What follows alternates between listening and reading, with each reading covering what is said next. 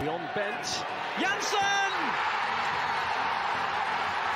And Blackburn Rovers are 18 minutes away from a Premiership return.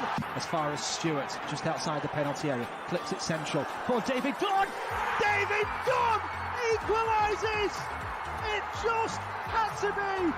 DACK's corner and it goes. Glance towards goal, and Rovers have taken the lead. And Charlie Mulgrew has scored his 14th of the season.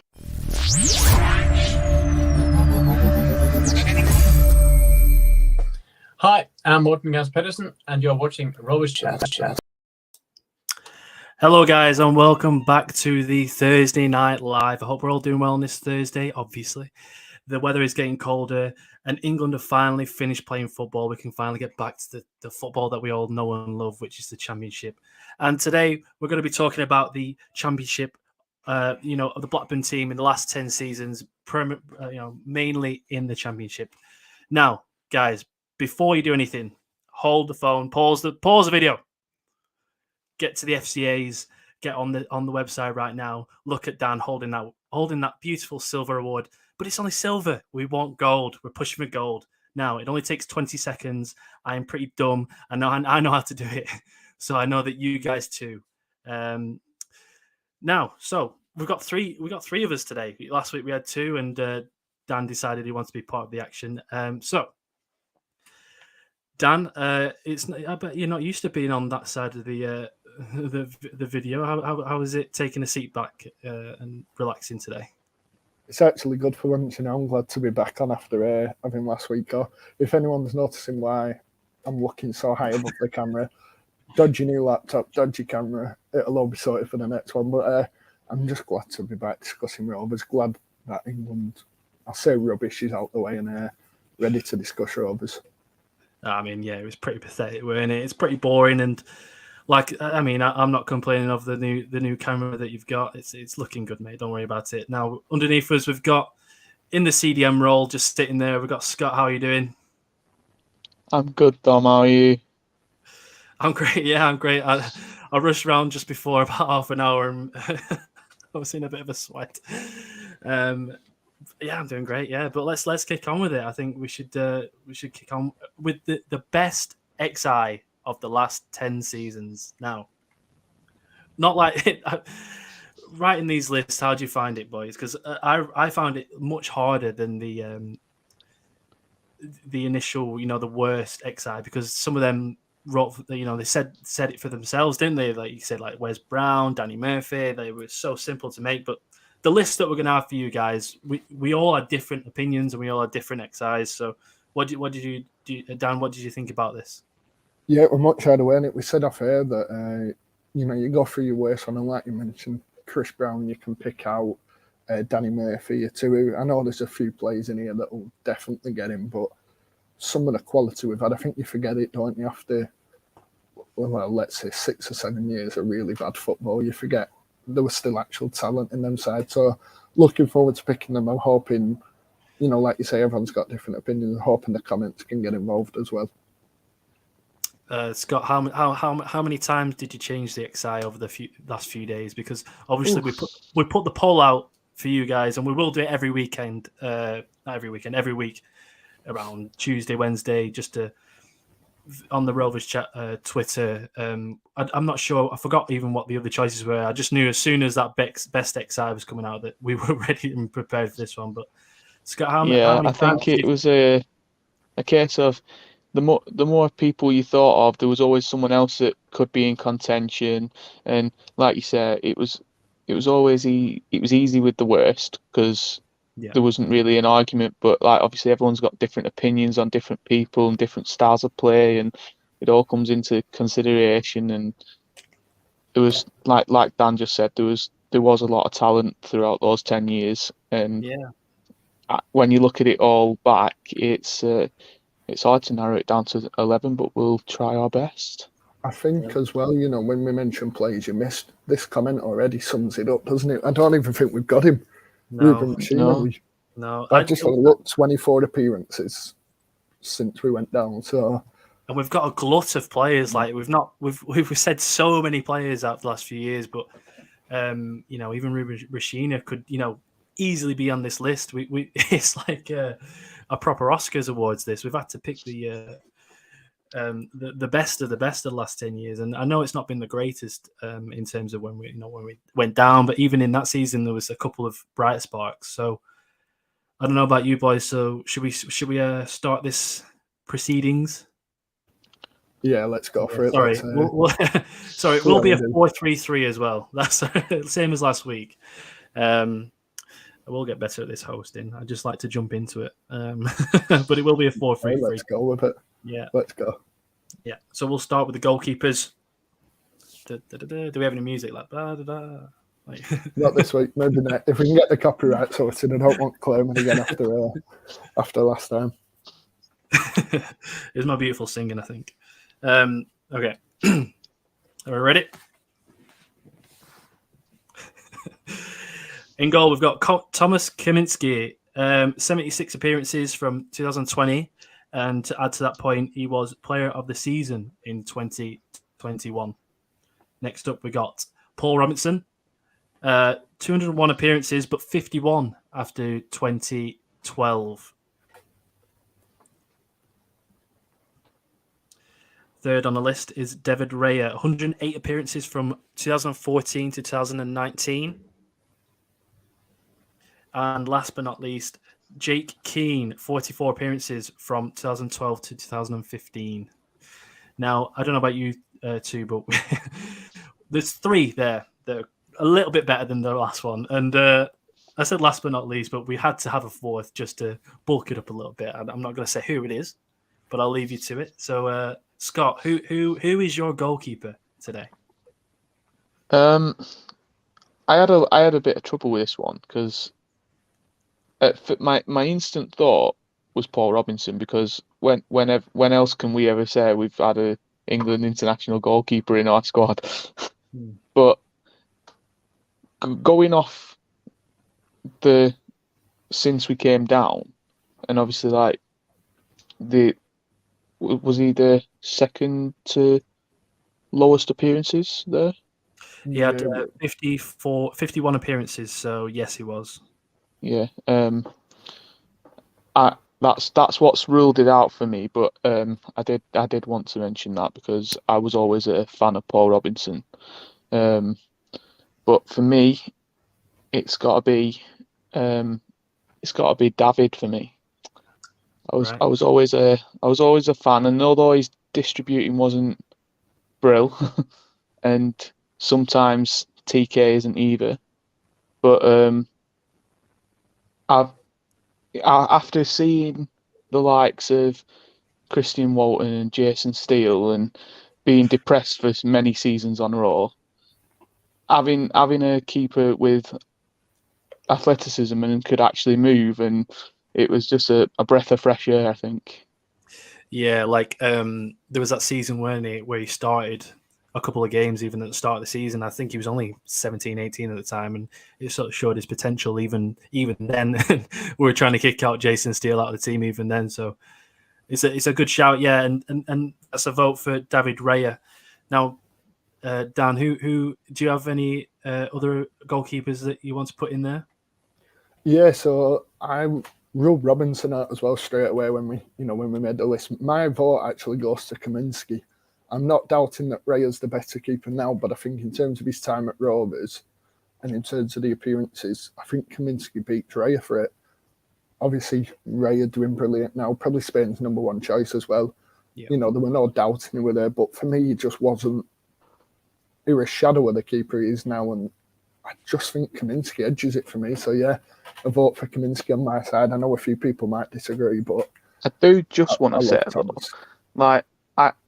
I think what we sold David for was I think that was poor business by us. Yeah, like 100%. you could tell like he had it in him, and you could tell that that he had it in him, and he just had to improve on a few things, and to let him go for what was it, 3 million? Yeah, they've absolutely got a bargain there. And we've been done over, but yeah, absolutely. For a goalkeeper that's only when he left, he was only oldest mid-20s. I think he's only about 24 now, to be honest with you, 24, 25. And the goalkeepers, the longevity a goalkeeper has, you know, they only peak at about 32. So you've got at least 9 years at Brentford there that they've got for £3 million. And did I hear something like Mowbray? He just pushed for it. Raya didn't actually want to leave, or was it Raya wanted to leave for London? I can't remember. Maybe I've got the stories confused there. But I think it was a mixture. I think it was Mowbray wasn't like definite on keeping him, but yeah, Raya also wanted to kind of push. It's tough, isn't it? I think Raya always had in mind that, you know, the Spain call as well, which you do. Yeah. And he had a better chance with Brentford than us, didn't he? Yeah, and I think the crucial game for Raya under Mowbray, especially, but in his tenure overall, was the West Brom game when he got his head caved in.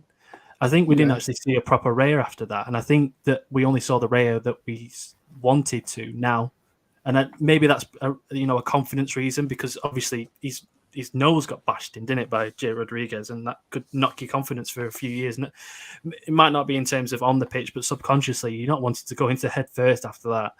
I do know that after that, he was supposed to, I think it was after that season ended, he was supposed to go and have it realigned, but he opted to not bother because he wanted to be there for pre-season. Well, that shows his character, doesn't it? Commitment.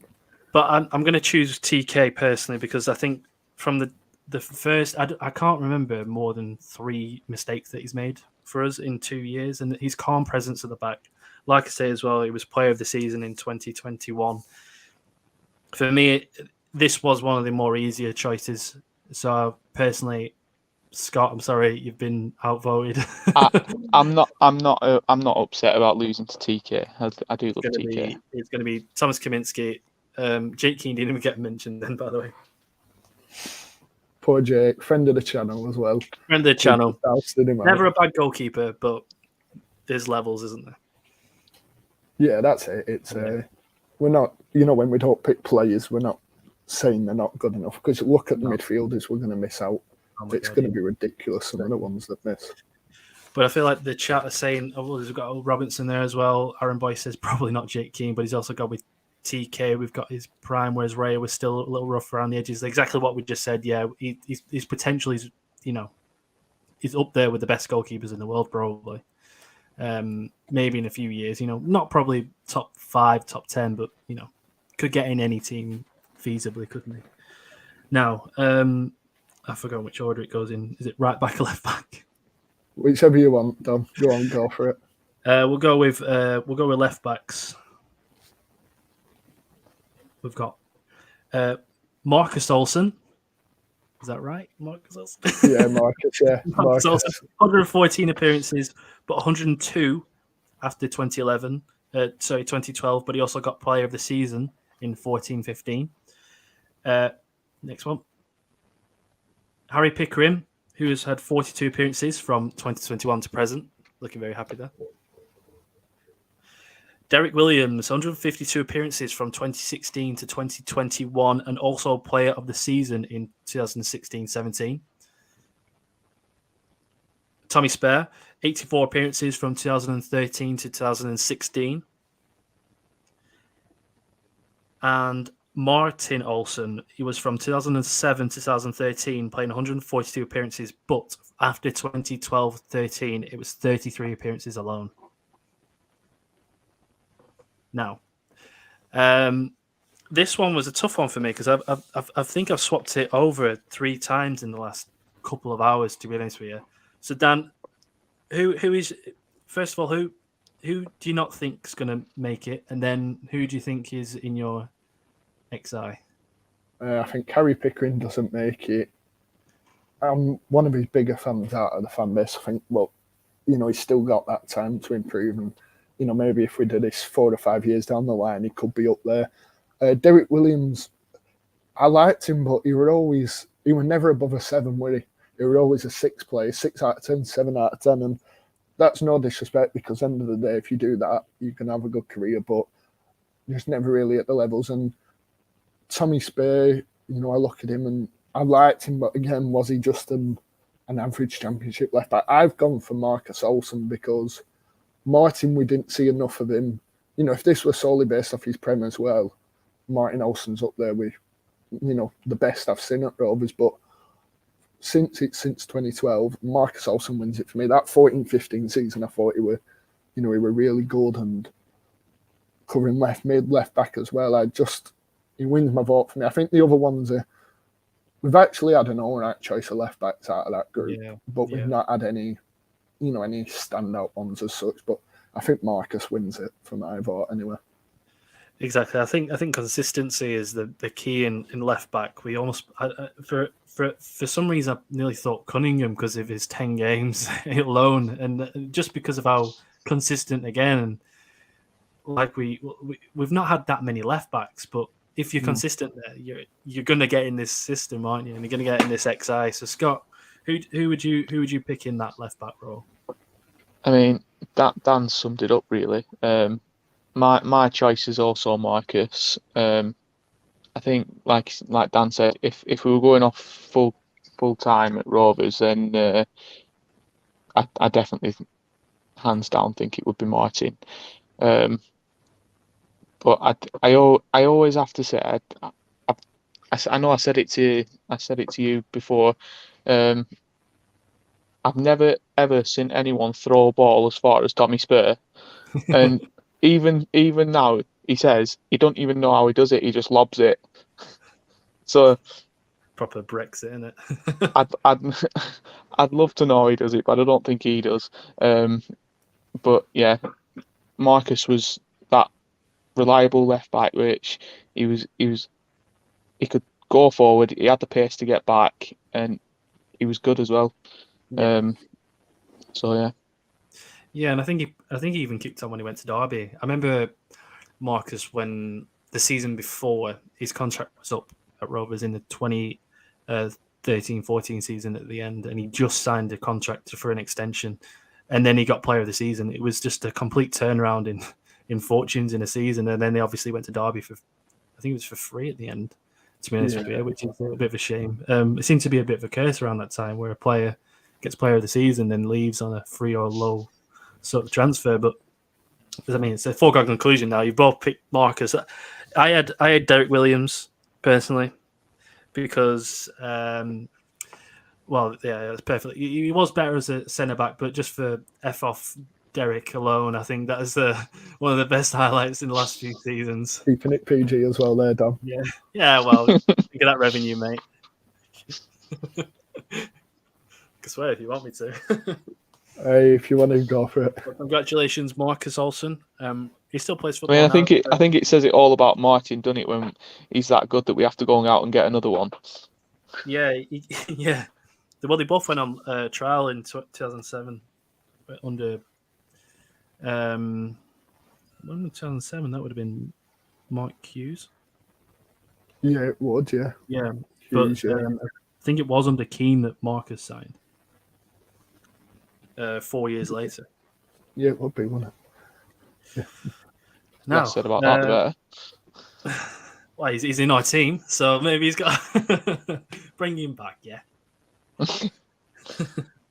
Now for right backs, I think right backs is the best place to go from here. First, we got Adam Henley, 94 appearances, but 87 after the 2012-13 season. He drinks all the Jaeger and he drinks all the vodka. It's Ryan Niembe with 201 appearances from 2015 to 2022. Quite a long period, that. Next up is Todd Kane. Great picture there in the rain. 41 appearances in the 13-14 season. And last, first of two positions he'll be in, Ben Marshall. 140 appearances between 2013 and 2017, which is a lot more than I actually thought initially. Yeah, I'm saying with that. I'm a bit surprised. Now, there's just a whole. There's not that many right backs, is there? I think we can all agree on that. I think the whole we're bringing defenders hasn't been a thing for the last 10 years. But Scott, is there anyone there that stands out?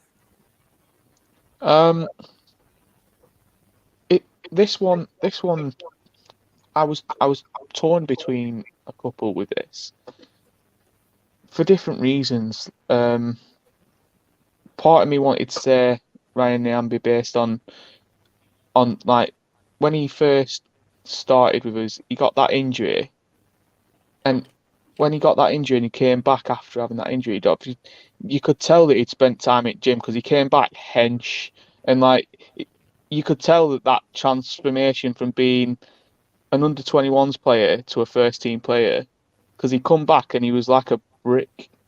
He was like he was just going to run through everyone, and I think his pace. I always loved his pace. I think was he one at quickest in squad? Yeah, probably. You won't be wrong to suggest it. To be honest with his, especially with his recoveries, in a defensive sense. I mean, my other one that I struggled with was Adam Henley, because I did like Adam Henley, but I think Ryan's won it based on the number of years like he's managed to hold down that position, and the amount of games he's actually played for us in that position, which was a lot more than I thought, to be honest. Yeah, he was there for 7 years, but for the first 2 or 3, he wasn't really in the team, and at times Elliot Bennett was ahead of him, and even then, I think most people wanted him in the squad, and his longevity in the team almost picks him as he picks him as one of the leading candidates for this role. But Dan, is there anybody else other than Nyembe that you think could be in this right back XI?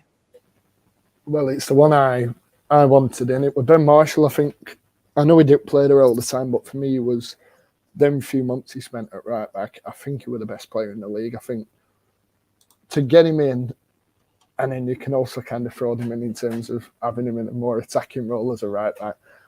I just thought he were up there for me with the best. I think it's between him and Nyambe. Todd Kane, again, just on that average list. And then Adam Henley, who, when he started in the Prem, I thought, God, we've got a real talent. And, I know he's at Chorley now and doing all right. But I had a look at Ben Marshall, his career stats. He played 50 at right back through his career, right? Which is about one in every 5 he played. So, he was there enough. 6 goals. 1 every 3. You mean overall? Oh, overall in his career. I'm not too sure whether he played for another club, but 6 goals from them 50 games. I just he's up there for me. I'll go for Ben Marshall. I don't think he'll get voted in, but I'll go for him as my choice. Yeah, I think the thing is with Ben Marshall at the time is that we had a glut of right backs that was so boring. Like we had Bradley Orr, and then we had Jason Lowe out there at right back as a sort of makeshift. And as soon as we seen Ben Marshall there, he was, it's a very cliche, breath of fresh air. I hate saying that. It's like young and hungry. I hate saying that as well. Very cliche and boring to say. But just in terms of longevity alone, I'm going to have to say Ryan Nyembe. I think he was the stalwart there at right back. I nearly put Adam Henley in because of his promise at the time, and I remember seeing him in there. It's such a shame what happened with his career, because when he went over to America, Salt Lake City, I think it was, nothing happened. I think just injuries maybe, or mentally just wasn't ready for the game at the time, too young coming in. But yeah, I think Ryan Nyembe, for how long he was in the team for, is going to be my pick. I have no arguments with that. He was good when I know he's gone off to Wigan and he had his downside, but out of them 4, he's a deserved the only thing you'd say is his attack, mind. I don't think he has much of it, but if you're going to play him in a back 4, not a back 5, you're fine. Yeah, that's it, isn't it? It's a bit like Derek, really, isn't it? Derek was at back, a good defender, but he weren't too much, except for that goal against Millwall when he ran off and dabbed, but we won't mention that. Celebration. Thought with Millwall coming up, I might as well mention the goal, but the celebration. Not for me. It was forever as well, weren't it? He just started it was almost like Yeah. a superhero run, weren't it, rather than a dab. Really strange moment. But yeah, like 7788 said, Henley got hung out to dry, being embedded far too young, and I think that's right. I think players now, they sink or swim, and most of them sink, sadly, if they have the time to progress through the under-21s. But in that moment, we didn't have much in terms of options. Keane was sending out all the senior players and just allowing the younger players to come in, and some just weren't up for the cup. If he gave it a couple more seasons, I think he would have flourished in the team a lot more than what he did. Now, centre back, which is a lot harder than the other roles to the left back and right back. There was a couple, but centre back, I think we can have a bit of a longer chat on this one. So, the nominations for centre back: Grant Hanley, good-looking fella, 200 appearances, 169 after the 2012-13 season. He was also Player of the Season in 2015-16. Next up is Darrell Enian, 154 appearances from 2015 to 2022. Third on the list is Scott Wharton, 43 appearances from 2016 to present. Next is Charlie Mulgrew, 109 appearances from 16 to 21. Fifth on the list is Tosin Adebayo. Oh, God. How do you say it? Adebayo? Adebayo. I still can't say it. Say it again. Adebayo. There we go. Thanks, Scott. 35 appearances. 19 to 20 was 35 appearances. Next is Daniel Ayala, looking happy there. 39 appearances from 20 to present. And finally, Jan-Paul van Heck, 32 appearances last season, and he was also Player of the Season 21-22. I do apologise for the pronunciation of Tosin to start off with. I still can't say it. I think it's my tongue. I can't say it. Just glad I'm not a Fulham supporter right now. Dan, I think we'll go with you first. There's a lot on that list, isn't there? That they could all easily be on it. But I think to start off with, obviously we've had Tosin and we've had Van Heck. Both loans, both about 30 appearances each, a couple of seasons apart. Who do you think was more impactful in the season, and who do you think was the better player for us? I think Jan-Paul was more impactful in the season. I think he really, when he come back after that Fulham game, I think that was kind of our upwards projected. We kind of went upwards to see come into the squad. But I think the better player was Tosin in the loan spell. I just think Tosin's an absolutely quality defender, and he was even. I think Jan-Paul will go on to do more than Tosin will actually in his career. But at the time we had them both, it has to be Tosin for me. I think he was the better one. Although if you had both of them alongside each other in a centre-back partnership, I think we'd be discussing Premier League fixtures, wouldn't we, rather than discussing Millwall coming to Ewood on Saturday. It's two really good talents, but look at Tosin now in the Fulham team. Yeah, exactly. Scott, what do you think about that? Do you reiterate them thoughts? I absolutely agree. Yeah. I mean, I love JP, but I love Tosin as well. It was one of those where you wanted both of them back, but you knew it wasn't going to happen. Like you just knew that it wasn't going to happen.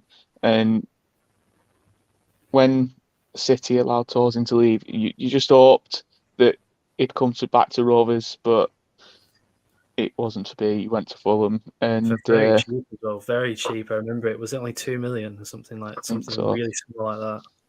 But he's showing his quality now in the Premier League. He's doesn't look out of place at all.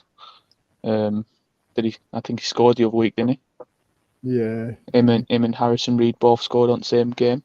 Oh, really? Was it against Forest? I think. I think so. Yeah. Both Premier League quality, even with us. And when we saw that City were ready to let him go, you just hope that we could afford his, what would it be, like 30, 40k a week of wages. His calmness on the ball, it was second to none. You could tell he was part of the City system from age 13, 12, But like we said, last year was just a fling, a little romance a holiday romance, wasn't it? And again, we thought he was going to come back with us because he was linked with Sunderland, and Brighton were ready to let him go. But I think he might do because there's a new manager there. He might not rate him. Hopefully, Fingers crossed. We need it, don't we? I'd love to have him. Exactly. So, I mean, we talked about the two loan players. Scott, do you have either of those in your team? But I don't. I don't. No. Dan, do you have any? I think the only reason is purely on the basis that they were loans and they were only with us for one season. Yeah, like a honeymoon. It was good for a week, but 2-week holiday sounds a little bit better, doesn't it? Dan, who is your first centre-back pick and why? I'm glad you only asked me one of you because the second one I'm not sure. Grant Hanley takes one of the spots for me.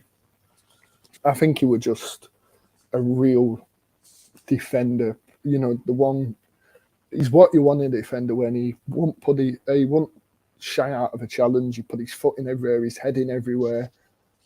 There weren't many times when I thought, he shouldn't be in the side, and that was however long he was with us. He left summer 2016 when Coyle come in. So 4 years of Championship football. I think if we'd have had him in that side the year we went down, I think we'd have stayed up as well. Yeah, I'll go with Grant. I think Grant deserves a place, and he's still doing it now, playing for Norwich. Yeah, like you say, once he left us, he got promoted with Newcastle. He didn't play much, but then he went to Norwich, got promoted. How many times Norwich get promoted? 4 or 5 seasons in the last 8. Scott, do you have Grant Hanley in your team? Grant Hanley is in my team. Okay. I mean, but like just the amount of times, like you knew if it found his big head, it was probably going in the right direction. It was probably going in. Like Dan said, he didn't care where what part of his body he had to put on the line to defend. He'd do it, and he was fantastic for us. I think it were a shame that I think it was a shame that his time at Newcastle didn't go as well as people had hoped. Yeah, he was. I think he was sort of the reserve, like the sub centre back at the time. It was Stephen Taylor and Colaccini, I think, were the 2 centre backs. I mean, they're two Premier League quality as well. So I just remember that when there was a game, Blackburn versus West Ham, and it was the only game on that week. It was snowing. Scott Parker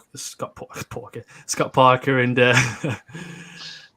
I think Ryan Nelson scored for us. But I remember seeing on the side there was 2 guys they were huge, and they both were just kneeling down, like when they have one knee on the floor and then one, just like a fake stretch. It was Phil Jones and Grant Hanley, and I was like, who are these 2 bears? Like, Jesus Christ, where have we fed these? Thinking at the time, and Grant Hanley was just an absolute man even then. So you both have Grant Hanley in, do you? Yeah. I don't have him in. Oh. But I think your first one. My first pick is when you were describing the player, I thought you were describing somebody else until you said he finished in 2016, which is a bit of a surprise for me. He could head anything, he could tackle anywhere. He was a leader on the pitch. And when he said he left in 2016, I thought you went 2022 because the player that I picked was Darrell Lenihan as my first centre-back. 254 appearances say it itself. Someone that we didn't want to let go as well. In his prime, sadly at Middlesbrough now, maybe not playing as well as he probably should have or should do, but that might be more of a wilder thing than anything else. But Darrell Lenihan is my first pick. Scott, do you have Lenihan in your team? I very nearly did. Oh, okay. I very nearly did. Do you want to pick your No, second? Pick your well, second. go on. My second one is based only on the fact that it's Charlie Mulgrew, and 14 goals from a centre back was just insane. I know, like some of them penalties and stuff, but his free kicking ability, I don't think we've had anyone like it since. Yeah, absolutely. Like, as soon as you got a free kick in and around that box, like you knew he was going to take it, and you knew there was a good chance of it going in. I don't think I can sit here and say that anyone who takes a free kick for us now, I don't feel like it's going in. Yeah. It's like, what did he score from 3 corners as well? 3 direct corners. Yeah, like, in the same season. One season, 3 corners. Yeah. It's crazy. It's like, I know that he wasn't a centre back to start off with, was he? Was he a midfielder at the start? Yeah, he played centre mid a bit. And then he went into centre back and just kind of cemented there. And yeah, so for me, it's Charlie Mulgrew. I know he didn't have the best finish, but yeah. But Darrell Lennon was like inches behind. That's it. It was a very close call for me. I think it's between those 3. I can't, to be honest, I can't really see, unless Dan, you have an opposing view, Danny Ayala or Wharton. Maybe Wharton in a couple of seasons, potentially Ayala. I honestly think Scott Wharton will be a future club captain. I honestly do believe that. Yeah. But I think, if we were talking about Daniel Ayala just after these first few games, then he could be in there, but he's not got it in him, has he, anymore to last. When did he have it? Like 3 games in a row. He came injured, and whenever he's in the team, he's one of the best players on the pitch. We always said this. He just arrives fit, but he's just never fit. That's the issue. Arrives fit, finishes not fit. Yeah, exactly. That's it. Aaron Boyce has said, I'd choose Charlie Mulgrew and Darrell Lenihan as the 2. Dan, who have you got as your second centre half, or have I ruined it a little bit? I can see how this is going to end up. I think we're all going to have 2 votes between us for each. I've gone for Lenihan. I know it was disappointing how he left, but you mentioned his numbers for the club, and no one matches up to that at all in the centre back bit. Just absolute class, weren't he? And for me, Mulgrew missed out. He was up there, but he missed out on championship performances. I think you look at Lenihan and Hanley, they're more than comfortable at this level. I always found Mulgrew struggled a bit, and that's what kept him out the side. I know that League One season was, immense from him, but yeah, Grant Hanley and Darrell Lenihan are my centre back partnership. Yeah, and I don't know where we go from here, because I have put in terms of centre backs that we had before then. Because I'm going to put Charlie Mulgrew as my second. For that 16-17 season, no, 17-18 season alone, even in the 16-17, he was one of the better players. But in the 17-18 one, just how poor we were in the few seasons before, and just to have someone there that, as a captain, that can show real leadership. We had Wes Brown, we had Gordon Greer, we had Elliot Ward, and you just never trust them. And to have a centre back as well that could show you them moments, like Scott said, he scored three goals from a corner. I know he wasn't in the last couple of seasons, his legs probably went, but I don't think we're going to go off the end of his sort of campaign. I think we'll just go off the start. And yeah, where do we go from here? We've got 2 each. I think the people watching should comment, and we'll pick it out there. I know Aaron's put on, but if everyone gets in, and then we can see the opinion really. Should we move on to centre mids before then, and we will wait for the people to comment below? So, guys, we're in a Mexican standoff here. We've got 3 people with 2 votes. Is there any way of putting a poll up, or is it? I can do, actually. I'll do it by the magical phone. Just give us 2 seconds. So we've got Charlie Mulgrew, Darrell Lenihan, and Grant Hanley, all on 2 votes. I know they said 3. I think last time we just sort of flipped a coin, but it's a lot better to have. But you can't flip a coin 3 ways. So I think what your issue with this one is how people see each player, isn't it? It's like, and that's I know people who. Sorry, This is what I think is good about this. You can interpret in on the peak in terms of performance. Like Grant Hanley's peak was obviously higher than Charlie Mulgrew's, but Charlie Mulgrew's moments were better than Grant Hanley's, and Darrell Lenihan's longevity was better than the 2 of them. But was he overall better than Grant Hanley? Was his moments better than Charlie Mulgrew? They all have positives and negatives, don't they? And like you say, they're all razor thin between the 3 of them. It's really tough. So what I've done for anyone watching is you should have a pinned poll now, and it simply says centre-backs pairing DLCM for obviously Lenihan Mulgrew, DLGH Lenihan Hanley, or CMGH for Mulgrew Hanley. Let us know. We'll keep that poll running, and then when we actually get to when we get to the end, we'll put a centre-backs in, because I think we could be sat here debating the centre-backs. We're on 43 minutes right now. Yeah, I mean, I know how good. There's a lot of. Our issue with this is watching the club and the times you watch them as well, isn't it? The times you're a bit more focused, and it's really hard to decide. Do you know what? If any of them get in, any of the 2 that get in, for me, deserve it. I'll put it out on Twitter as well, actually, afterwards, and see what people say. And if you do vote Mulgrew versus Lenihan, I will give you £1. So I'll give £2 for anyone who votes. Scott, well, I can reveal at the moment. Whoa! We'll wait for it for a bit. We'll come back. Don't persuade the vote. Don't persuade. I'll vote, get your money, and then dish it out again. I am now joining OnlyFans. If anyone wants to subscribe to my OnlyFans, I think we'll go into centre mids now. How long can that poll go on for? We'll do it after. As long as we need. After the centre mids, we'll come back to it. Let's go for it. Okay. Yeah, that's fine. Go on as long as we need. Now, we can go for 4 hours if you want, till I'm winning. Right. I need to go to bed, so that's your problem, mate. I'm going to stay here forever. Right, centre mids. This one's another tricky one as well. So we'll start with first nomination.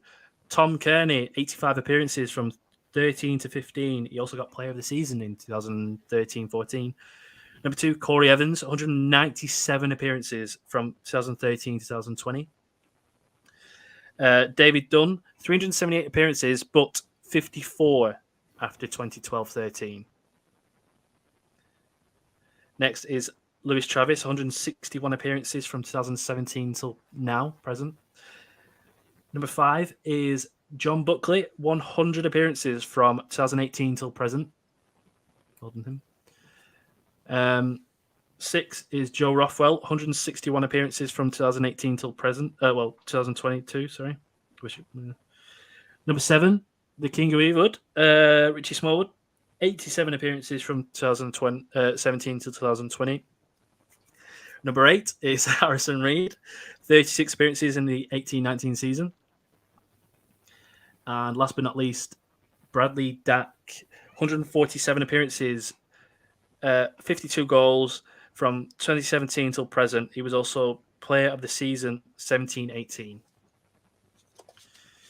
And that is the list of the 9. Is that right? Yes, it is. Yeah, that's right. Is there an obvious one, guys? Should we just go? I think there's an obvious one, isn't there? Am I right in saying? Can I say my first one? I'll go. Go for it. Go on. Bradley Dack. Yeah, he fits in there for me. Right, okay. Easy one. 52 goals in 147 appearances, 2 ACLs in that period. It says in itself it would be a Premier League player if it wasn't for that. We could even be a Premier League team if it wasn't for that. We'd have his revenue or his goals in the Premier League. I think easy in centre mid, and it's difficult because this is a formation where we can't have one behind the goalkeeper, so we chose centre mid instead of striker because there's a lot of choices in the wingers and forward striker role. And I think he would even get in that one either as well, wouldn't he? Yeah, just Potentially, I think a talent, isn't he? More than a talent. Exactly. Like you say about him being in the Prem, I think we'd be up there if it were a bit better to us, but it is what it is. Scott, thoughts? Absolutely agree. I mean, I have no doubts that he can adjust to a new role that better suits him now. But I think obviously, after playing a certain way your whole career, to then have to adjust that, it's going to take time. And like, I know that he said that he feels the fittest he's ever felt in his career, and I hope that's true because he can still be a great player for us. Yeah, absolutely. He can still be a great player. It's just finding that new role. Yeah. I mean, I think in itself, actually, his ability to be in the right place at the right time. It's an instinct that not many players have, and not many players can show sort of seamlessly. Yeah, you can't teach that instinctiveness in your game. There's no way you can teach that. The best footballers in the world, it must be difficult for managers who are like Thierry Henry, who are manager of a team who aren't as good as Thierry Henry, because it's instinctive in the way they play. And it's just, I'm not trying to link into DACK, obviously, but it's that sort of thought process, isn't it, that is subconscious, and there's no way of teaching that on the field. And yeah, he needs to find a position now that's suited to the team rather than the team suiting him, which is what we were before. And it could have potentially stunted us in the past. Whereas I don't know. Do you think if DACK was fit in that period, we would be in the Premier League? I think we'd have had the better chance. I think we'd have made the playoffs with a fully fit. Yeah. Whether we get up there, you never know. But we'd have had that chance. And for me, it'll always not play in my mind, but it'll always be in my mind that how far could he have gone, and how far could he have taken us? Because I truly believe, I have said it a million times on this channel, that year we brought Holtby in, I always felt that was the DACK replacement, and DACK were off to go and do what he could do in that January, and everything here. And we've discussed his injury many times, and I think we'll keep discussing it because people who haven't seen him, outside of the club, don't realise just how special of a player he is. And I think a player that I link him to similarly, that's a similar age and that's had the similar trajectory that him, is James Maddison. I think that James Maddison's around 26 as well, came from Coventry in League One, and he's had the same sort of progression just without the injuries. And who knows where that could be now with 2 fit knees and the confidence of having just subconsciously. And it's a bit like the Raya one, but Raya's obviously gone up to the Premier League, and he's been a bit younger, and he's been blessed with the sort of the youth side of him, whereas DACK has got it a bit later in his career. So, Scott, we've got 2 positions left in centre mid. Who is your first role? My first role is Tom Kearney. I think that it was a mistake to let him go, and I've said it many times, and I think if we had kept hold of him and managed to get the player out of him that he's shown at Fulham, he would have been a very special player in those years when we've almost made it, but not quite. I think, like we just said with DACK, with a player of that quality, if he'd have been around for those years where we finished just outside the playoffs, who knows where we could have been. He was a talented player, and he still is. But I don't think he's getting in at Fulham at the minute, is he? I think he's still a captain, but I think he's just a bit part player at the minute. Yeah. Dan, have you got Kearney in the team, or or do you disagree with with your nodding? I feel like I'm thinking that Kearney's in there. Yeah. Kearney were the one that I think Dak and Kearney went straight in for me, and it was this third one that I kind of changed my mind on a few times. 100% Tom Kearney for me. Used out wide as well, weren't he, a bit, and we never really got the best of him when he was out wide, even though he was still good enough when he went out wide. For me, that's the sign of a quality player, when they can play in another position and still be good enough to get in the team as such. I think it's a real asset to have. And, like you mentioned with Fulham, I think, like you say, he's been off the bench. He hit 250 appearances for them the other day, which you consider when he went isn't actually too many in terms of, it's probably... He got injured for a season, like a full season, didn't he? Yeah. So that's it. He's a real talent. And, Steve put here with Kearney. Yeah. We've been blessed in centre mid, which I completely agree with as well, in terms of... And he mentioned there that we sold him for FFP, but we only sold him for $3 million at the time. And I remember thinking maybe we would have only had a season left on his contract, but he just got the player of the season before. But it's absolutely criminal that we didn't get into that playoffs with that team. We had the likes of Paul Robinson in there. We had Duffy and Hanley at centre backs. We had Adam Henley at right back. Evans and Kearney in centre mid with Conway and Marshall. We had GESTEDE and RHODES up front. That's a playoff team at least. And then we had Josh King in there as well. Yeah, and Chris Brown. You can't ignore these players.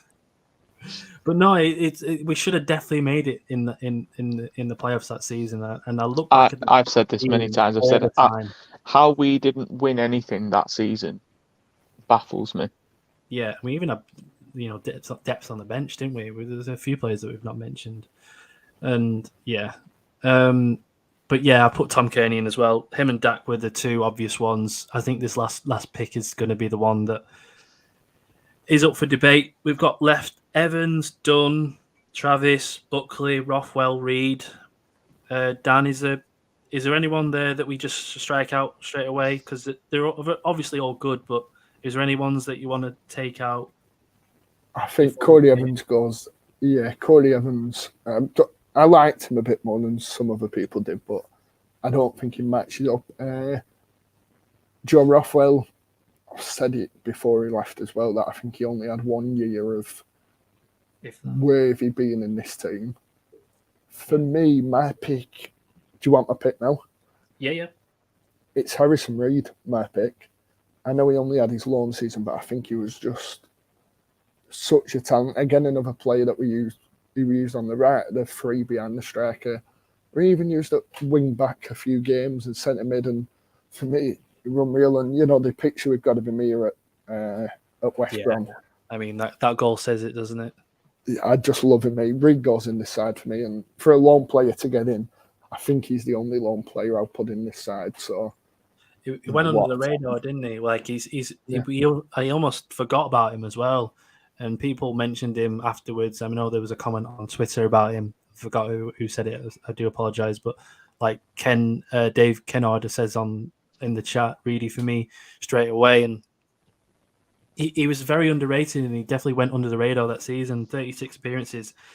Maybe because we didn't have the best of campaigns in the Championship and it was our first season up. But he did show the Premier League quality at the time, and he's shown it since. And he's an absolute mainstay in that Fulham team. Scott, have you got Reed in there as well, or do you have anybody else? I do have Reed in there as well. As Dave said, Dave's my friend, and he grew up with Reedy, so he came in and he showed us what he could do, and he took his chance, and I don't think that season, there was anyone that could really take that place off him, unless obviously he was injured. I mean, I think if you ask me in a year, maybe two, I think, Trav will have a place. But I think, Trav's still learning as well. Like, right now we've got a very young squad. I mean, how many seasons has it been now since Trav came up? He's in his fifth Right. season now because he was in the Fifth season. he was in the League One season. He got Yeah. he got sent off in his debut, I think. But yeah, I think if in a couple of seasons Trav will make it, but right now I think Reedy slots that final spot for me. That's absolutely fine, and I did forget about him. I do apologise, but he is in the team. It's a foregone conclusion now from me. The players that I did put in, I did have a slash in it. I did put Evans / Travis in it because I do love a ball winning centre mid that keeps it simple, and in the sort of almost like the underrated players in the team. I sort of see it in myself on the pitch a little bit. That's how I play football, and that's the sort of players that I resonate with on the pitch. And Evans was the epitome of that. He was the player that you never really saw on the pitch, but always sort of ticked it along. Never particularly had a bad game, but his longevity was there for 7 years. Travis as well, like you say, Scott, in a couple of seasons' time, he probably would be in that team. But there we are, the three centre mids: Harrison Reed, Bradley Dack. I do just want to say, Dom, I agree with everything you've just said about Corey Evans. I think Corey was one of those players where you didn't notice he was there, and that was a good thing. Like he was there, he did what he needed to, but like I think he was so underrated. Like I think around the time that people were like getting on his back or whatever, I think I had him on my shirt because like he was so underrated in my mind. Like I thought he was such a great player, and he didn't score often, but when he did, they were gems. Yeah, that a goal he bit scored. like Elliot Bennett, really, isn't it? Like, they don't score often, but when they do, they're absolute gems. Yeah, exactly. And I think the issue with the CDM is that, like you say, if you get unnoticed on the pitch, it's a good thing. If you're making mistakes, that's when it's poor. It's almost like a goalkeeper. You don't want to be the one causing the headlines and the issues. You want to be the one that's sort of under the radar, a little bit like a referee. If you don't notice the referee in the game, he's had a good game. That's it. So there are three centre mids: Kearney, Dack, and Harrison Reed. Now, Dan, are we going back to the poll for the centre backs?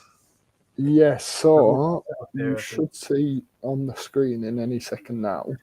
Oh, you might be saying "oh" for a bit. We put the poll out. We've got a few votes on it. Yeah. Now I'm happy with the results, which might say, "Oh, you're going to get a bit surprised here because you're going to see yourself on the screen." But if anyone can't see, we are on 50%. So the winner is Daryl Lenihan and Grant Hanley as a duo. 30% went for Lenihan Mulgrew, and 20% went for Mulgrew and Grant Hanley. So look at us there with the air. Look at that, this inception there. I love that. The effect. Keep going, yeah, keep going. That's it. Obviously, it's thanks to everyone for voting as well. It's nice to have that bit of interaction on it, but it looks like Lenihan and Grant Hanley have been chosen. And I do want to preempt this forwards role, by the way. I do apologise to Luke, E.H, and Naive Steve. We have not put Marvin Emnes in the forwards. He did have a stellar season, you're right, but there are so many forwards that we had that were either what? You're just in the most recent comment. Yeah, if you want to pull it up.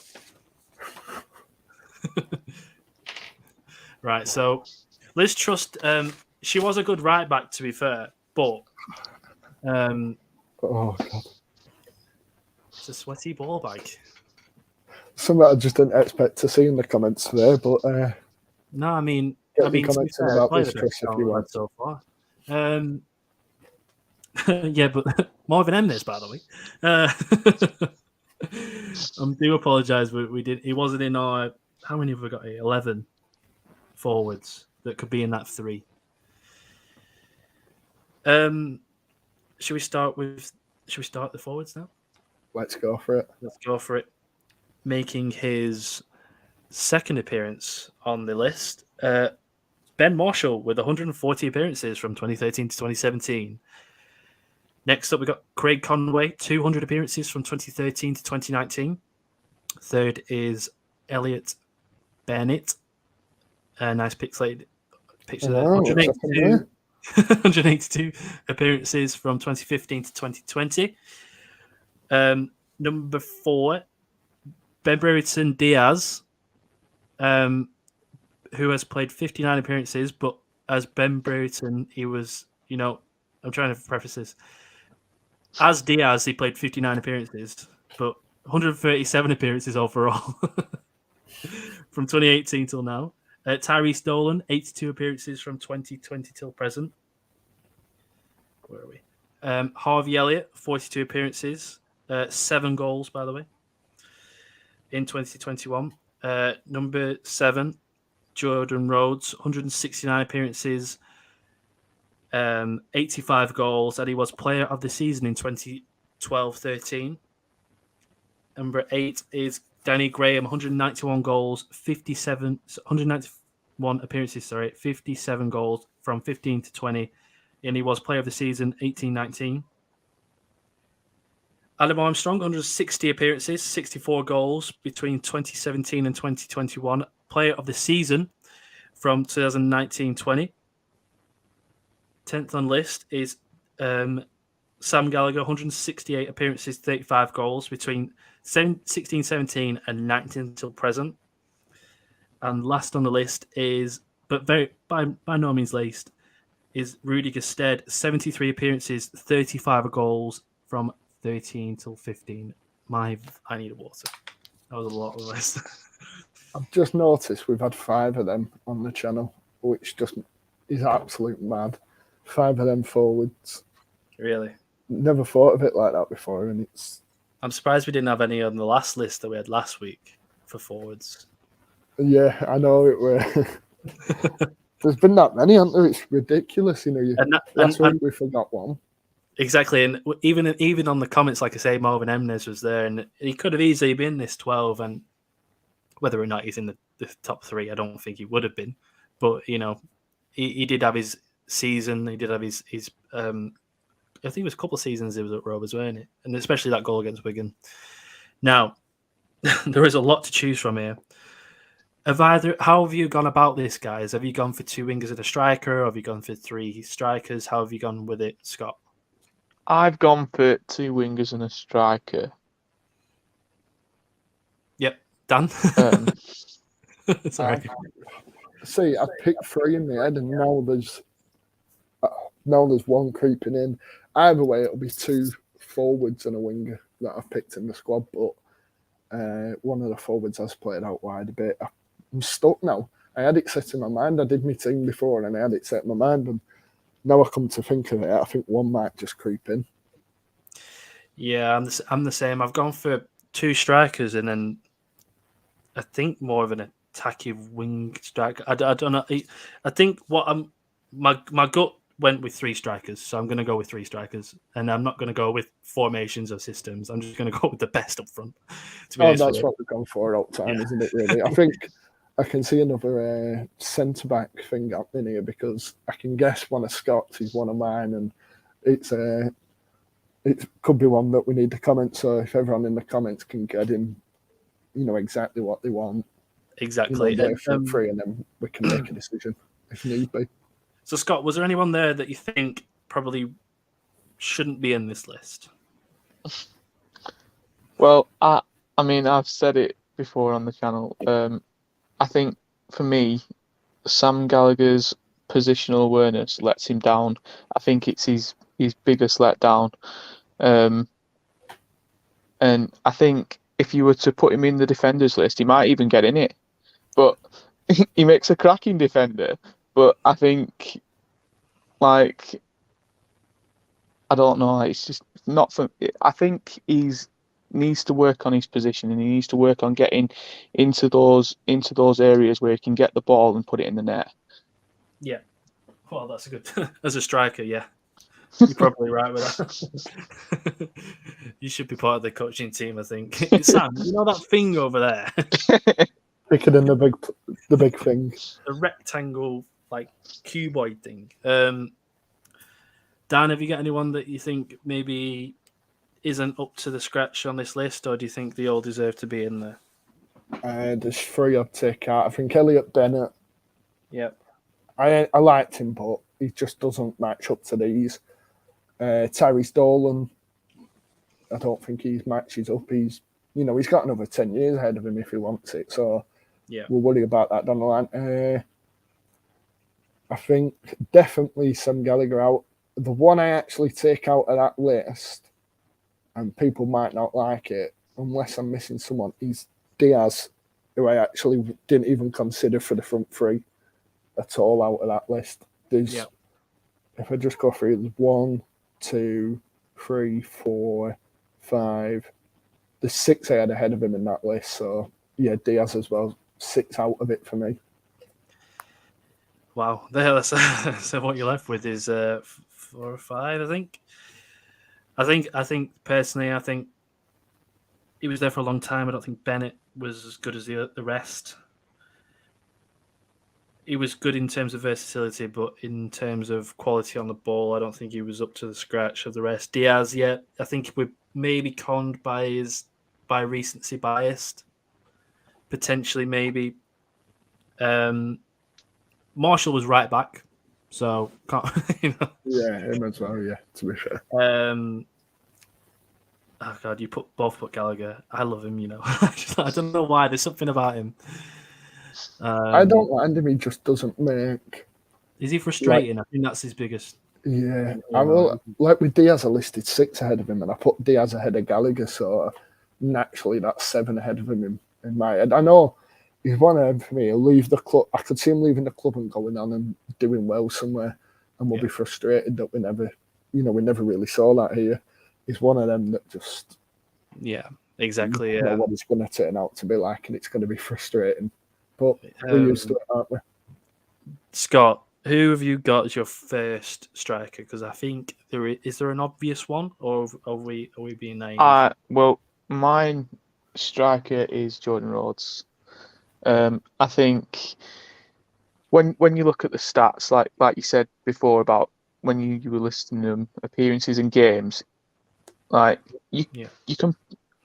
I was surprised when I compared him to Danny Graham and found that Danny Graham had more games and less goals. Yeah. But it's like what we were saying earlier. It's like about Bradley Dack. Jordan Rhodes is the exact same. He knew where to be and when to be there. Like. How many goals did he score from just coming in at the back post and just catching people, or just being in the right place? He didn't have to do anything. Exactly, it's all natural, and like you said before, you can't teach that. Yeah, exactly. And how many games did we have where he just wasn't there for 89 minutes, but he'd pop in with a goal? And it's exactly what you need in the Championship, them sort of players like the Billy Sharps, etc., Ross McCormack, McGoldrick. They're very, very few and far between, and we had him in his peak. And I don't know about you, Dan, but I've also got him in. So is he? Yeah, you've just took exactly what I was going to say. That's exactly what I'm going to say. That so many games I remember when he first signed, and he was annoying me that he wasn't in the game, and then he scored late on, and you realise maybe that's just him. That, like you say, if you have a player who can do that, he can go missing all season for me if he gets 25 goals. Just what a player, and what a nice guy as well. Yeah, that's it. Off the pitch as well, he seems stellar, and I don't think he ever got past 10 mile an hour, but he seems to score 30 goals a season around that time. 85 goals in 169 games. Player of the season, only 1 year, to be honest with you, which is a surprising one. With the amount of goals. I think for me, I found myself not voting for him because of the curse. I didn't want him leaving. Yeah. Yeah, it was almost like writing on the wall, wasn't it, when he was going to go? I think it was in the January of the 2015 season, was that right? But even then, he scored 11 goals in 26.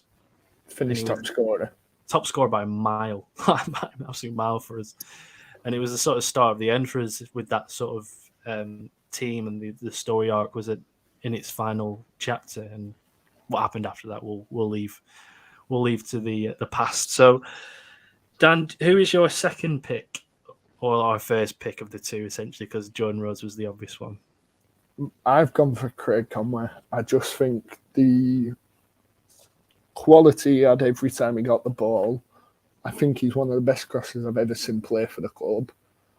You know, that partnership, if we were going purely off how a team would work together, bringing Craig Conway in and also bring GESTEDE in, wouldn't it, in terms of that partnership they had, I thought was up where the best. You know, I weren't lucky enough to see Shearer and Sutton, and then, you know, I remember the Prem ones, but especially since 2012 when we come down, I don't think you'll ever find a better partnership than Conway and GESTEDE that year. Honestly, what a player. The way I used to love it when he'd get the ball on one wing and try and run it across to the other wing and get fouled right on the edge of the box every time, and it worked every single time. And what a player. I hope, well, the good part for me was that he got that promotion with us back to the Championship. I think that were really good. I know he weren't always in, but for him to be part of that squad that actually got Rovers back to the Prem, back to the Prem, I'm ahead of myself. I'm on about next year with that bet. Back to the Championship, I think, you know, it was a great way for him to go out. And obviously, I don't know if you've seen him get that he's done his knee ligaments recently in the Tommy Spare charity game. Oh, did he? Yeah, he put that he never got a proper knee injury while he was playing in his first ever charity game. He snapped his ligaments in him. Oh, so all the best to him in terms of it. But yeah, absolutely. If you hadn't brought that up, Dan, I was going to. I saw it the other day and I felt awful for him that come down and give all his time and that happens. But yeah, Craig Conway, second choice, one for me. Yeah, I think during that period, he was the top assister in the 4 leagues by an absolute country mile. Like you say, the amount of it was like a cheat code for a little while, wasn't it? Them 3. So are they your 2 picks, GESTEDE and Conway, or is it just Conway so far? So when I mentioned about my change, I did have GESTEDE, and then Adam Armstrong changed my mind in it. I feel that I always thought that Armstrong only had one good season, but then I think he got 18 in the first year that we went into COVID. You know, when the last 7 or 8 games were played behind closed doors, he got 18 goals then. So, you know, that's 2 seasons where he smashed it. So my front 3 is actually Armstrong, Rhodes and Conway, and I've changed that in the last 5 minutes, really. Oh, really? Yeah, but it was GESTEDE, but I just think Armstrong just edges it. Could be either of them. Scott, do you have either? Do you have both? Do you have neither? Well, my front 3 has also changed in like the last 10 minutes. Yeah. But I always did have Craig Conway because, as Dan said, he was absolutely fantastic. Like the way I've never seen a player since be able to draw a foul out of somebody. Like if he wants you to foul him, you will, and it's just like you don't even know you're gonna do it, but. Like, even when his legs went a little bit towards the end, you just knew he wasn't going to lose the ball. He was either going to pass it on or create the foul, wasn't it? I mean, like Dan said about the Tommy Spare charity match, I went to it and I watched, and until he did get injured, he still looked good. He still looked to have it. Like you could tell that he still had it in him. Yeah, like, he can still cross those balls in, like you don't forget it. Yeah, his best attribute was his on the ball, wasn't it? And it's sort of you'd almost say the traditional type winger, where now it's about speed and stuff. Where I don't know if would he cope with the game now? Do you think? No, I don't think he did.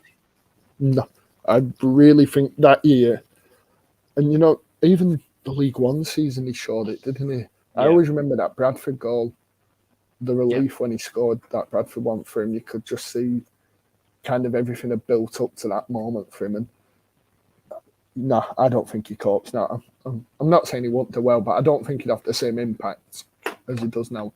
He'd kind of be more of a number 10 now, I feel. I feel he'd fit that a bit more than he'd actually fit a winger in the way the Championship is at the moment.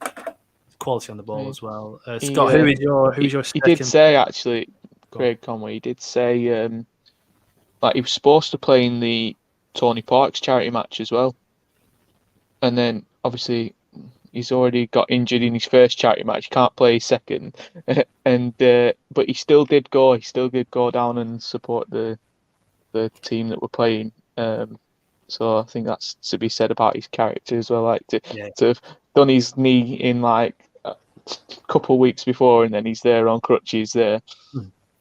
But yeah, Conway is my first, and I did have Ben Marshall in there, which I mean I did like Ben Marshall as a winger. Like I don't know what it was about when he was at right back. I don't know whether it was just because he was out of position that it upset me, or whether I just felt like we were missing him up front. I felt we were missing him in that wing, on that wing, when he was at right back, and I did miss him up on the wing, but he has got pushed out now, and that's for the exact same reason Dan said, because I also thought that Adam Armstrong only had that one good season, but when you've read out his stats, like it speaks for itself. Like, I mean, he was really, really good for us, and I do think it was a mistake for him to move. I think he's moved too soon. I think he should have had some more experience in the Championship before trying his luck in the Prem. But I mean, it's one of them. I think players move, and it's not always best for them. Like it seems like a good move for him at the time, but I think like Jordan Rhodes is another example. Like he was playing for us, and he was absolutely raking them in. Like, and then he's left Rovers and not really accomplished anything. And I think it's all about like not blowing our own horn, but like I think like we've set up teams really well like in the past 10 years, and I think it shows when these players leave for another club and then don't succeed. It shows how well we did have it set up. Yeah, like you say, the with the Adam Armstrong one, I think it was a case of that we needed to sell him at the time. I don't think it was a case of him needing another season, because he has shown for the last 2 seasons he was there. Whether or not he was good for the team is another debate, but he was a good individually. I don't believe that he was good for the Rovers team because of the amount of times he would pick up the ball and shoot. Personally, I think he was a bit selfish in that regards. But his numbers say it for themselves, and he did deserve that Premier League move. Whether or not it worked well at Southampton is another shout. I think it would have worked better. Maybe I don't really know, because Southampton probably was the best fit for him at the time. With the Jordan Rhodes one as well, again, the grass isn't always greener. And I think we were under FFP rules at the time. We needed the money. And Middlesbrough were a team that were going for the Premier League, and they did end up going to the Premier League, and we ended up getting more money for it. But so is Adam Armstrong your second choice? Sorry, Yes. Yeah, right. Okay. So my votes don't mean a thing, do they now? So Go on, who would you go for? I would have gone for Gestede. I think him and John Rhodes, there's no way you can't put them two together in with Conway, to be honest with you. He scored. He left. We talk about people who leave too soon. I think he was the classic example. And you talk about players that haven't done anything since. I think he was the perfect player to fit that mold. He worked perfectly. I remember listening to the Jordan Rhodes interview with us when it was him and Gestede when they were at Borough. They just clicked straight away again. And I think that's one of the reasons why they wanted the two there again. They scored 40 goals in 2 seasons consecutively together. I think it's criminal that he's not in that team right now. But I do agree that Conway deserves to be due to his longevity and his ability on the ball and assist. And although I slightly disagree with Armstrong, the money we got for him, I'm pleased with. So the third player that I put was Danny Graham. I think that His partnership with DACK alone and his sort of involvement at the club in a time of turmoil when he came to us was pivotal. He was under Lambert, and I remember the few strikers that we had from Rhodes to Graham. We spoke about this last week, Scott, didn't we? Horrendous. The likes of, well, we don't want to name the list again, but Danny Graham. Go and watch it. You go and watch it last week. There was so many bit part players in that team, and as soon as we got Graham, a player that was not really showing his potential like he had. He had a poor spell at Sunderland. He had a couple of loans that didn't really work out, and when we got him, we didn't have much expectation for him.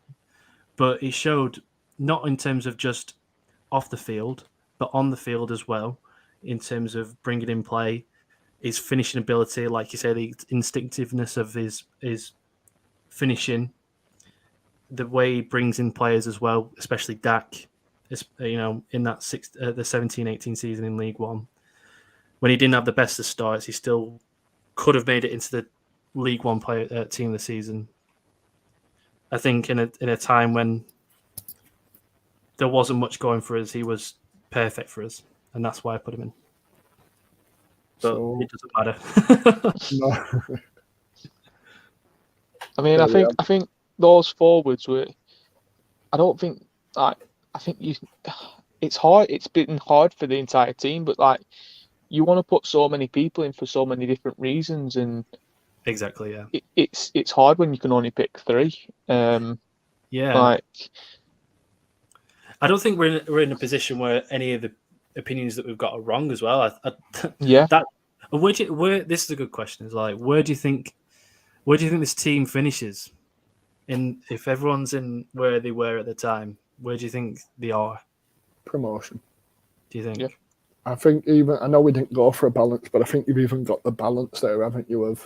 You look at that midfield, you'd have Reed as your holding midfielder, wouldn't you? You could have Kearney playing ball around and that being that one going forward. I think everything in that team. God, imagine that team playing feels. We'd have a field there, wouldn't we? Like, you've got the speed on Armstrong, but then you've got the positional play of Jordan Rhodes. Even the centre mid. And then you've got the crossing ability of Craig Conway. It's a dream, really, isn't it? Yeah. Even the sort of like centre mid. So you've got like Harrison Reed sitting, and then you've got the attacking prowess of DACK, and you've got the roaming ability of Tom Kearney, and the sort of the vision and the creativity in that 3, as well as this sort of balance in it. It's almost perfect. Yeah. What a team that is. I think, we've been lucky, haven't we? I know we've had this bad time, but some of the players we've seen, I think we'll look back, regardless whether we're in the Prem in 10 years or whether we're in League One, fingers crossed we're not, but I think we'll look back and realise just how good some of these players were. I think players like, I think Lenihan's one that we'll see in a few years' time and we'll realise how important he was to us. I know he's not having the best of time at Borough, but some of the talent's just immense, isn't it? I like the comment last, by the way. Dan Watson, I am knackered. This laptop's doing my head in with a small. Honestly, if you could see the camera on this, I've just bought it and it comes out the keyboard. That's why I'm at an angle like that. Oh yeah. It's been a long one. It's been nearly an hour and a half now. I think we don't do these streams anymore this long. we're at the conclusion now. So Thomas Kaminsky in net, Ryan Niembe right back, Marcus Olsen left back. I mean, them two, that partnership at the back is they're not losing a header, are they? To be honest with you, no, absolutely not. And I think Grant Hanley could even get in the team now. Could he not? Yeah, 100%. Potentially. Yeah. We've got good centre backs now, but I'm just saying he's that good still. Reed, DACK, and Kearney, which was pretty. I mean, that was probably the quickest debate we had. And then up front, Conway, Rhodes, and Armstrong. So that's it, guys. And that's our Thursday Night Live, all concluded, all done and dusted. Now, obviously, next week will be live again. But if you haven't already, please could you vote for us as the best club content creator? Is that right, Dan? Yes. Rovers Chat in the FCA. It'll be in the description, as well as there's videos out, of how to vote. It takes 20 seconds. Like I always say, I'm really thick on technology, so it took me 20 seconds, and I know it will you as well. So, Dan, any last words? Just vote for us. Get us there. We're looking forward to going out in November. Vote on multiple devices. Yeah, I've not said that, but you can also vote on your Wi-Fi and on your mobile data. Yeah, apparently. Apparently, and on your work Wi-Fi. So, and if you see someone who hasn't voted, just tell them to vote. It's 20 seconds. It's easy. No personal details. No, that's nothing. it as well. Just put it in. And if you want to vote for Rovers as the football club and Ben Brereton Diaz as the best player, go and do it. Get us a hat trick of goals coming back. It'd be really good to have it. So, yeah, please vote. It runs out a week on Sunday, I think it is. Okay. So, get voting. Just enough time for Dan to mention it on his Cardiff game. Yes. Oh yeah, the Cardiff game. I'll mention it on there. I'm going to get it on that blog. Telling you. And Scott, any last comments on tonight's stream and any last words? I think it's been said, hasn't it? Especially with the team that we've pulled out. I'll be honest, I didn't think it was going to take as long as it did do, but I knew it would be difficult. Like Dan said before, I think you forget sometimes what good players we have had because they've been overshadowed by all the ones that we've had that we'd rather forget. Yeah, it always turns out that way, doesn't it? The ones that you want to forget, you remember, and the ones that you want to remember, you forget.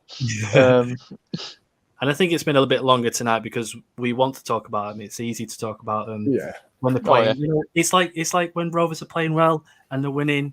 Dan, I'm sure you'll see the view counter go up slightly a bit more than when we're losing 2-0 away at somewhere like Luton. God. Oh, okay. So I think that's all, guys. Thank you all for joining us on this Thursday night, and please get the comments in while we're live streaming again. We will be trying to include you all as much as we can. Sorry, Naive Steve, Vince Grella is not fit yet. I think he's still injured with a hamstring. It's just in the chat, sorry. If you want to catch us on the Rovers Chat, please subscribe.